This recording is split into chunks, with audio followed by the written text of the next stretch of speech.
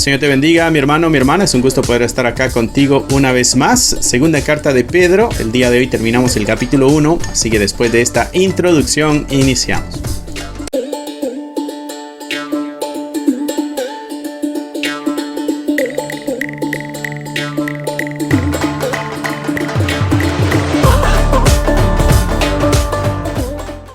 Bendiciones, mi hermano. Espero que tengas lista tu Biblia, tu cuadernito de notas, lapicero, marcador, todo lo que necesites para sacar el máximo provecho de este estudio que estamos teniendo nosotros con la segunda carta de Pedro.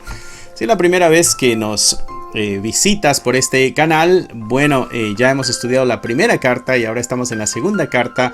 Puedes regresar al video de la semana pasada para que tengas el estudio completo, ¿no? Así que el día de hoy, del versículo 16 al versículo 21, estamos en la segunda carta de Pedro, capítulo 1. Así que espero que tengas tu Biblia a la mano. Estoy usando la Reina Valera 1960, en la Biblia de mi preferencia, así que, pero la que tú estés usando está bien, está correcta, ¿no? Ok, muy bien. Versículo 16 dice: porque no os hemos dado a conocer el poder. Bueno, recordando un poquito lo de la semana pasada, iniciando el estudio de la carta de Pedro, de la segunda carta de Pedro, recordarás que habíamos mencionado que el capítulo 1 hay un énfasis en el conocimiento, en el estudio, en la relación con Dios, la necesidad de conocer, de informarnos, de instruirnos, ¿no? Porque eso nos va a ayudar en el crecimiento espiritual. ¿Por qué? Porque el capítulo 2 vienen los falsos maestros y hay que estar firmes ante el engaño. Y en el capítulo 3 viene la esperanza. Cristo regresa otra vez. Así que, para que podamos ir viendo nosotros en la secuencia y tener en mente por qué tanto énfasis en este primer capítulo de reforzar nuestra espiritualidad, ¿no? Obvio, es el mensaje completo de la Biblia, pero acá hay una urgencia en Pedro. Muy bien, versículo 16 dice: porque no os hemos dado a conocer el poder y la venida de nuestro Señor Jesucristo siguiendo fábulas artificiosas, sino como habiendo visto con nuestros propios ojos su majestad. Es muy interesante lo que Pedro está diciendo aquí. Recuerda que está dando testimonio, ¿no? Y entonces aquí nosotros vemos la veracidad en este caso de Pedro, pero de todos los apóstoles, porque ellos fueron testigos oculares de los hechos. Lo que Pedro está diciendo aquí, lo que nosotros les hemos enseñado, no es porque venimos contando fábulas, sino que vimos con nuestros propios ojos su majestad. Pedro es un testigo ocular de los hechos, ¿no? Así que la fe cristiana, mis hermanos, no se fundamenta en mitos, en leyendas, o como usa la palabra Pedro, aquí, fábulas artificiosas, ¿no? Ellos están hablando, en este caso Pedro está hablando de eventos históricos que fueron presenciados en el tiempo que Pedro está. Habían mucho más personas también que habían sido testigos oculares de los eventos, o no se podía negar esta realidad. Y eso es lo que está estableciendo acá Pedro, una distinción clara entre las cosas que el ser humano puede inventarse y la revelación divina. Está ahí el Evangelio, mis hermanos. El Evangelio está anclado en la proclamación a través de la experiencia directa y personal, en este caso de Pedro, con nuestro Señor Jesucristo. Este principio que podemos ver aquí de la veracidad apostólica subraya no solamente la historicidad, sino que es la base del cristianismo. Eventos que sucedieron, de los cuales los apóstoles fueron testigos. Tremendo afirmación. No podemos ver a un Pedro engañándonos, no, fue testigo ocular. Y así es como empieza su defensa, pudiéramos decir, en cuanto a la verdad del Evangelio, haciendo o contraponiéndola, ¿no?, con las fábulas que se pudiera inventar las personas, ¿no? Y seguramente esas fábulas circulaban en medio de los falsos maestros. Ese es el gran anuncio del capítulo 2, falsos maestros. Así que Pedro está hablando de la veracidad de los hechos, siendo él un testigo ocular. ¿Por qué es importante esto para nosotros? Porque nos da la afirmación de que lo escrito es verdadero, es legítimo, no es falso, ¿no? Escrito por testigos oculares. Si Pedro hubiera mentido, hubiera habido mucha gente que fue testiga ocular de los eventos que hubiera dicho: no es verdad, eso que Pedro dice es mentira, yo estaba ahí presente. Entonces eso es lo que lo hace veraz al mensaje, ¿no? Pedro no está presentándonos alguna filosofía especulativa, ¿no? Sino que está dando un testimonio. Lo clave que Pedro está diciendo aquí es de que lo vimos con nuestros propios ojos, ¿no? Específicamente quizá la transfiguración. ¿Te acuerdas aquel evento de la transfiguración? Donde estaba Pedro, estaba junto con Jacobo y Juan, ¿no? Ellos fueron testigos de la manifestación gloriosa de la divinidad de nuestro Señor Jesucristo. No fue una visión subjetiva, sino que fue una experiencia real que confirmó y a la misma vez transformó a Pedro. Confirma la verdad de la identidad de Jesús como el Mesías glorioso que se estaba esperando. Interesante, ¿no? Así que este principio o este primer punto nos llama a nosotros como creyentes a tener una fe bien fundamentada, no en sentimientos, no en ideas populares, sino en el testimonio histórico y fidedigno de las Escrituras. Es ahí donde debe estar anclada nuestra fe. Esto nos anima a nosotros a investigar, a comprender las evidencias que sostienen nuestra fe, así como Pedro fue ese testigo ocular. Cada creyente estamos nosotros llamados a ver cómo Pedro fue ese testigo ocular. Cada creyente está llamado a ver esa majestad de Jesucristo a través del estudio de la palabra de Dios, a través de la obra del Espíritu Santo en cada uno de nosotros creyentes. Y compartir así ese testimonio con convicción, sabiendo que no estamos dando cuentos falsos ni fábulas, sino que estamos hablando de una realidad, que es nuestro Señor Jesucristo. Pedro agarra valor, sabiendo de que fue testigo de esos hechos.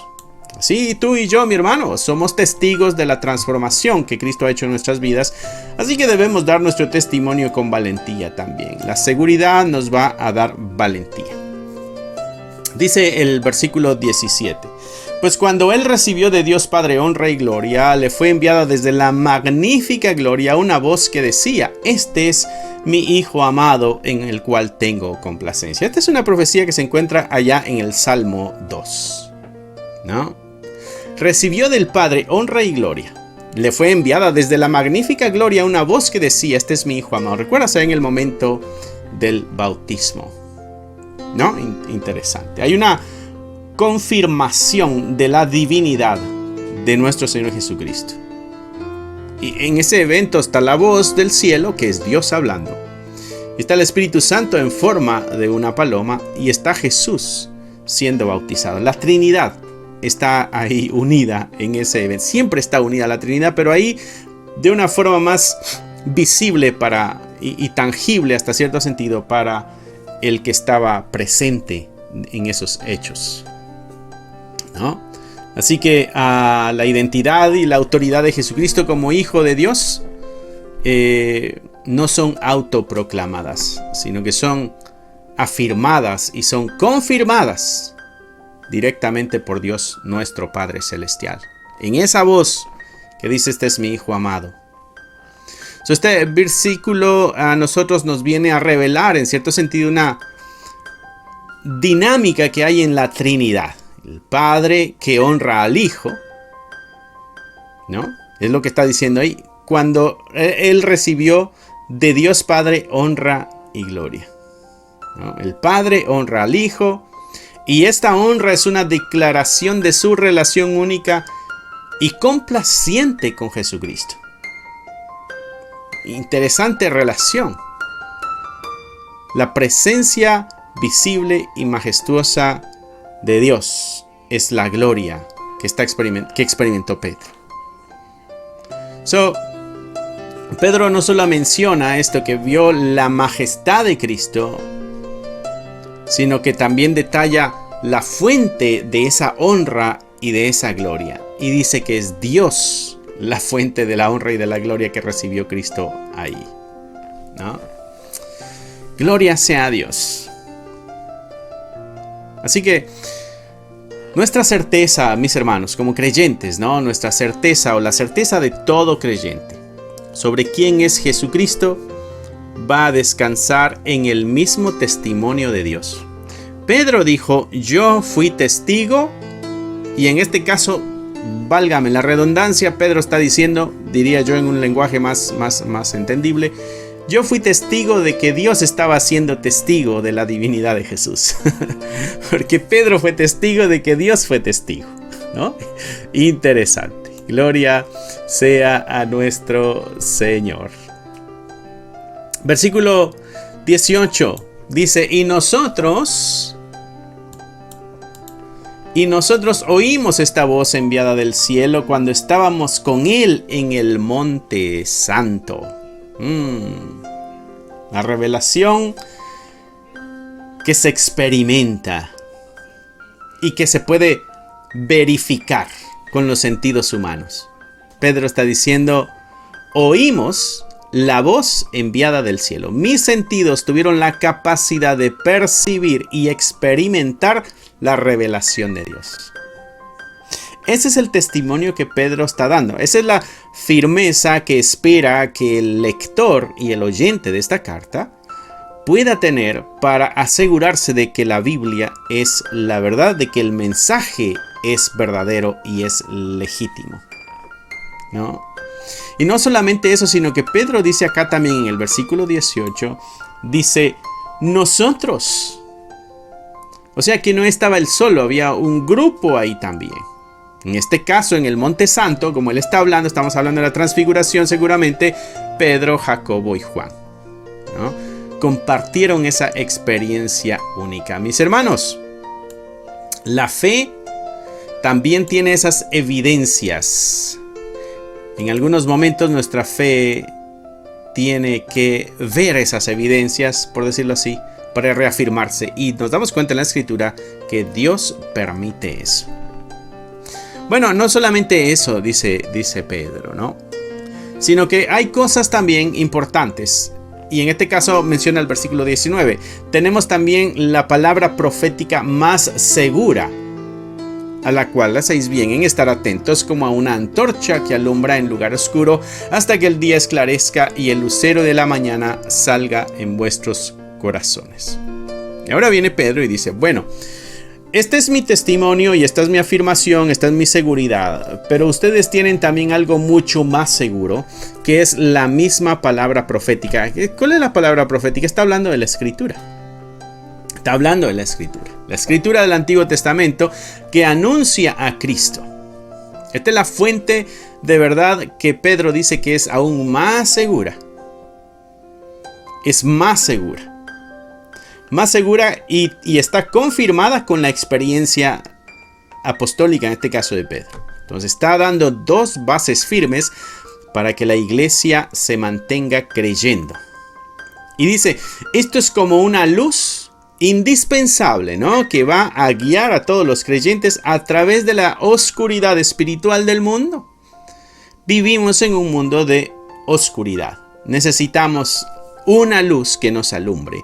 Si no, vamos a tropezar, no vamos a saber la dirección, vamos a estar en el lugar equivocado y no vamos a avanzar hacia donde queremos avanzar. Entonces Pedro dice, la Escritura es esa antorcha. ¿Sabes? Cuando tú has caminado por algún lugar oscuro y llevas una lámpara en la mano para alumbrarte, esa lámpara tú no la sueltas, porque si tú sabes que si la sueltas ya no sabes para dónde vas a avanzar. Bueno, es así lo que Pedro está diciendo con la Escritura. La Escritura es esa antorcha que alumbra en el lugar oscuro hasta que el día esclarezca.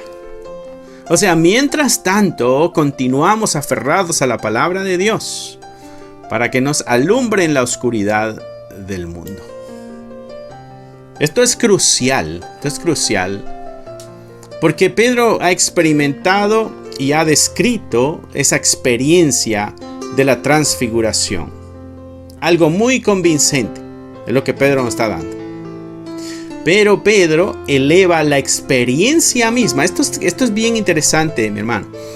Porque Pedro dice, yo tuve una experiencia de que yo vi a Jesucristo en la transfiguración. Vimos cómo se transformó su cuerpo. Y tremendo evento que vimos. Tremenda cosa que nosotros pudimos percibir. Sin embargo, cuando la pone al lado de la palabra de Dios, Pedro dice, espera, mi experiencia es buena, pero la palabra de Dios está todavía por encima y nos da una certeza superior. Dice, tenemos también la palabra profética más segura. Esto es más seguro todavía que la experiencia. Este es el problema que enfrenta mucha gente en nuestra iglesia cristiana al día de hoy, donde le ha quitado valor a la palabra de Dios y le ha dado más fuerza a las experiencias espirituales que pudieran vivir, y muchas veces no sabemos si esa experiencia espiritual viene de Dios. A veces es la gente reafirma o afirma su fe en lo que siente, en su experiencia. Y mira lo que Pedro está diciendo. Nosotros tuvimos esta experiencia tremenda, pero lo que es más seguro es la palabra profética. Obvio, el Antiguo Testamento anunciando a nuestro Señor Jesucristo. Está refiriéndose a la palabra de Dios. Está por encima. Está por encima. O sea, no es que la experiencia fuera insegura para Pedro, sino que la transfiguración, pudiéramos verlo así, sirvió como una confirmación poderosa de todo lo que los profetas habían escrito sobre el Mesías. La palabra profética cumplida en Cristo se vuelve así más segura. Eso vino a darle mayor seguridad a la palabra de Dios. Y entonces en esta metáfora que Pedro usa de la antorcha que alumbra en un lugar oscuro, se convierte en una imagen bien fuerte o bien segura o bien grande para nosotros. Porque el mundo es este lugar de oscuridad moral y espiritual. Y la Escritura es la única luz confiable que tenemos para navegar en este mundo. Esta luz nos guía hasta que el día esclarezca, hasta que Cristo venga otra vez. A eso se está refiriendo. El lucero de la mañana, una referencia a Cristo mismo, ¿no? Dice, tenemos también la palabra profética más segura, a la cual hacéis bien en estar atentos como a una antorcha que alumbra en lugar oscuro hasta que el día esclarezca y el lucero de la mañana salga en vuestros corazones. Mientras Cristo venga, lo único seguro que tú y yo tenemos es la palabra de Dios. Por eso nosotros como creyentes debemos prestar bastante atención a las Escrituras. En un mundo que está lleno de confusión, en un mundo que está lleno de ideologías, en un mundo que está lleno de engaños, la Biblia, mis hermanos, es nuestra única guía fiable. Es infalible, la palabra de Dios es infalible. No debemos descuidarla, no. Debemos estudiarla diligentemente. Debemos permitirle que nos ilumine, que ilumine nuestro entendimiento, que guíe nuestras decisiones, que nos dé esperanza. Así que pongámosle atención a la palabra de Dios. Versículo 20. Hoy va a estar un tanto corto el estudio, pero muy interesante. Puntos bien interesantes, mis hermanos. Versículo 20, ¿no? Dice, entendiendo primero esto, que ninguna profecía de la Escritura es de interpretación privada. Entendiendo primero esto, que ninguna profecía de la Escritura es de interpretación privada. El significado de la Escritura no se origina en la mente del que está interpretando, en este caso el que está leyendo. No está sujeta a su opinión personal. No. La interpretación correcta de la palabra de Dios debe estar en armonía con el resto de la Escritura y con la intención original que tuvo Dios para que tuviéramos la Escritura. No es para mi opinión personal. ¿Okay?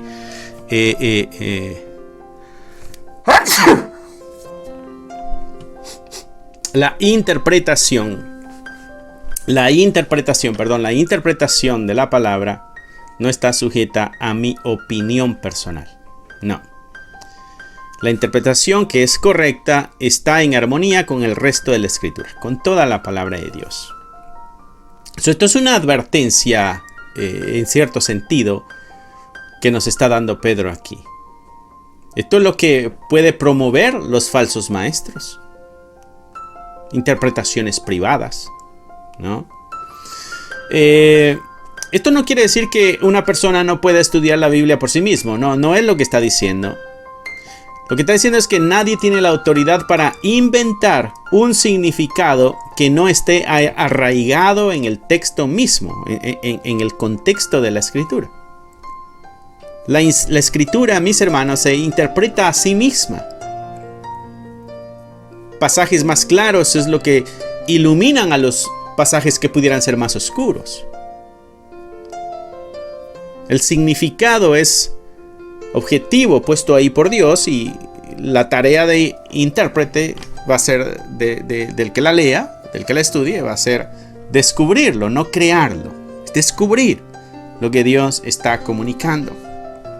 El problema con los falsos maestros es de que los falsos maestros estaban torciendo las Escrituras para adaptarlas a sus propias ideas. Eso lo veremos en el capítulo 3. Por eso a Pedro le importa mucho esto.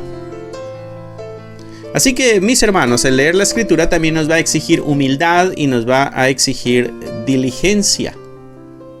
Debemos nosotros abordar la Escritura con el deseo de someternos a su mensaje, no de imponer nuestro pensamiento.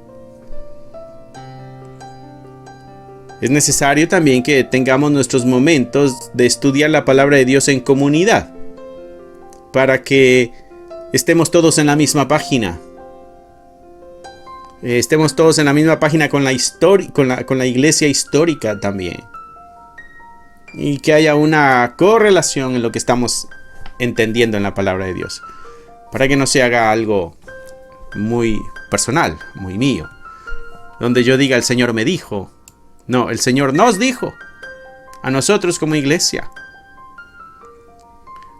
Debemos nosotros protegernos del error de la arrogancia de pensar que tenemos una revelación única, ¿no? Y personal, que pudiera contradecir las enseñanzas claras de la palabra de Dios. Debemos evitar esos grandes errores nosotros. Versículo 21 dice: ¿por qué? Y entonces da una razón tremenda. Porque nunca la profecía fue traída por voluntad humana. No fue el deseo o la voluntad del ser humano que produjo la Escritura. La fuente última de la profecía bíblica no es la creatividad o la voluntad del ser humano. No. El profeta, cuando habló, no habló por impulso, ni comunicó sus propias ideas. No, es lo que Dios quería que hablara. Y obvio, estamos hablando de los profetas en el Antiguo Testamento, porque no creemos en los profetas de ahora, por cierto. No sé si habías descubierto ya esto en nuestro canal, pero nosotros no creemos en los nuevos profetas autoproclamados. Ya toda la revelación está completa. Tenemos una escritura completa, una Biblia completa. Ya no hay revelaciones nuevas. Y eso es lo que Pedro está ocupándose aquí en enseñar, en instruir. Cualquier noción, lo que Pedro está refutando aquí es cualquier noción de que la Escritura es el producto de la mente humana, como muchas personas dicen, esto lo escribieron hombres. Sí, lo escribieron hombres, pero el que lo reveló fue Dios. Por eso en el versículo 16 él rechazó las fábulas como ese producto del ingenio humano. Y aquí está afirmando que la verdadera profecía tiene un origen completamente diferente. La voluntad de Dios está corrupta, está limitada, es pecaminosa. Imagínate que dependiera la profecía de la voluntad humana, cuando el ser humano es pecador? ¿No sería entonces esa antorcha segura? No sería una antorcha segura, no nos mostraría el camino correcto. Así que esto nos debe exhortar a nosotros a tener este respeto y reverencia por la palabra de Dios. Cuando nosotros estamos leyendo la escritura, no estamos leyendo los pensamientos de X o Y persona, de Isaías o de Pablo. No, estamos encontrándonos con un mensaje que se originó en la mente y en el corazón del mismo Dios. Así es así como debemos acercarnos a la palabra de Dios. Y esto nos va a motivar a nosotros a escuchar con atención y a obedecer de una forma rápida, con prontitud, reconociendo que los mandatos y las exhortaciones y las promesas y todas las advertencias que pudiéramos encontrar en la palabra de Dios provienen del mismo Dios y tienen esa autoridad divina, no una autoridad humana. Esto escrito no fue hecho por voluntad humana. ¿Cómo fue entonces? Bueno, y Pedro continúa diciendo: los santos hombres de Dios hablaron siendo inspirados por el Espíritu Santo. La escritura es el resultado de un proceso sobrenatural, donde el Espíritu Santo es el que guió a los autores humanos de tal manera, usando, obvio, sus propias personalidades, sus estilos, sus habilidades, pero escribieron exactamente lo que Dios quería que se escribiera. Esa es la inspiración divina, donde el hombre escribe la revelación, pero es el Espíritu Santo el que se encarga de que lo que está escribiendo sea lo que le fue revelado. No le agregue ni le quite, que no le ponga, sino que sea lo que Dios le reveló. Por eso es confiable la palabra de Dios. No fue traída por voluntad humana, sino que el Espíritu Santo fue el que los inspiró.